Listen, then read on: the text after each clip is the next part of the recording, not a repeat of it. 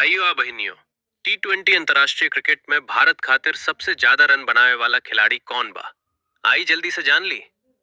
Number एक पर बाड़े रोहित शर्मा, 159 मैच, ताबड़तोड़ 4231 रन।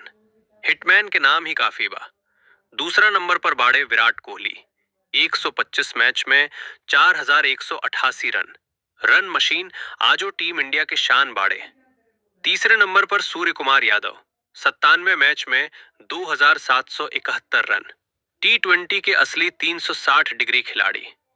चौथे पर केएल राहुल, आ पांचवे पर हार्दिक पांड्या, जिनके दम पर कई मैच भारत जीतल्स। एमएस धोनी, ऋषभ पंत, युजवेंद्र चहल से लेके शुभमन गिल, ईशान किशन तक, हर नाम देश के गर्व है। आप बताइं, T20 में आपका फेवरेट खिलाड़ी कौन बा? कमेंट में जरूर लिखी। तनी लाइक और सब्सक्राइब जरूर करें।